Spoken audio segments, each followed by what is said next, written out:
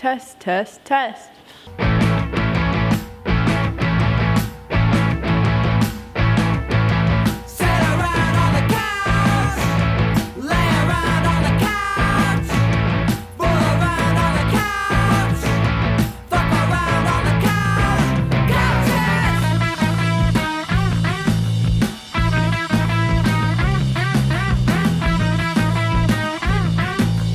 Welcome to Swingin' at KRS with my new mentor, Amy Miller. Wow, I already got that job? That was sudden.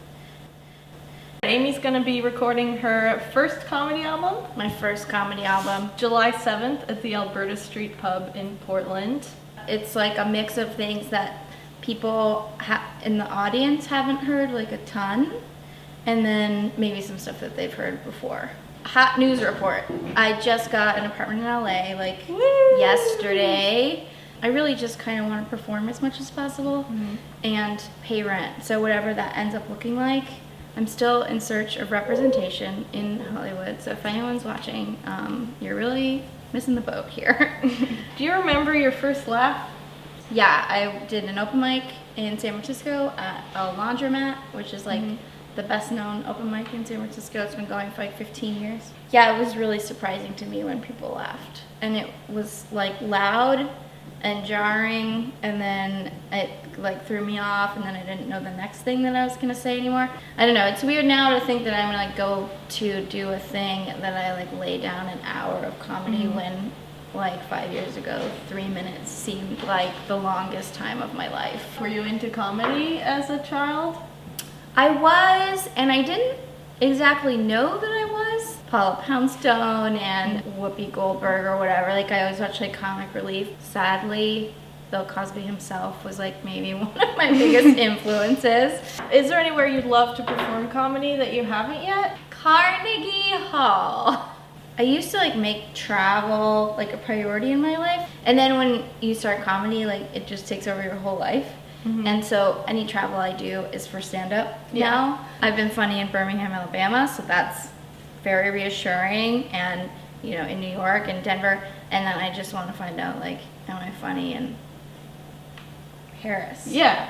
So, Kill Rock Stars, welcome to the family. Thanks! It's always been on my radar, and I remember when I first moved to Portland, and I didn't know that you guys really like paid attention to comedy or like came to comedy shows, and Kill Rock Stars like favorited a tweet of mine, and I was like, whoa, this is super cool. That was Ben. This guy over here. And that is one of the things I love about Portland, is just like, you know, whatever I think about the town itself, like so many amazing things have come out of it, and Kill Rock Stars was definitely one of those. So do you have a favorite Kill Rock Stars comedy album or music album?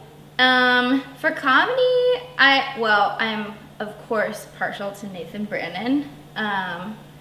Portland's own Nathan Brannon. Coming soon. He's incredible. Yeah, it's not out yet. I think for the albums that are out, I love Cameron Esposito's album, and it was so fun watching her record it here. And you could see Cameron do a show 6 times, and she would, like, for the most part, deliver the jokes like flawlessly in the same way every time, you know? And as you can see, I'm kind of a rambler, but I'm not going to ramble on the album. I'm going to keep it tight, Megan. I'm going to keep it tight.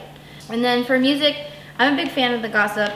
I love that ditto. It was just sort of like The Gossip appeared, and then nobody knew what hit us, you know? Yeah. Like everybody was just sort of like, what is this? This is awesome. And I think Kill Rock Stars is known for that sort of thing, of just having like strong women on the label, and yeah. They're just the best. What is your joke writing process? I usually write an idea down immediately, because if I don't, I'll likely forget. And the next day I'll sit down and flesh it out with like pen and paper, but a lot of those things go nowhere because there's really no way to flesh it out until you say it out loud in front of people, which is the exciting part, and also the drawback of comedy is that you can't get better until you do it in front of people. You know, it's not like playing the guitar or something. What advice do you have for a new comic, me? I would suggest recording everything you can, especially in the beginning, because also once you start to change things about specific jokes, you want to know how that changed the reaction. Like, did fewer people laugh when I changed this one line, or was it the opposite? Today's National Selfie Day. It is? Oh yeah. Do you want to take one right now? Yeah, sure. I would like a national give Amy Miller a nice compliment day. Well, you would get a lot of emails and tweets. Do you already get a lot of emails and tweets? I do. They're not always nice, but yeah, yeah. Some of them are nice. Yeah, I get kind of a steady stream of people's opinions about what I'm doing. It's always cool. Thanks for joining me, my new mentor, Amy Miller. Thanks, Megan. Megan Hattie.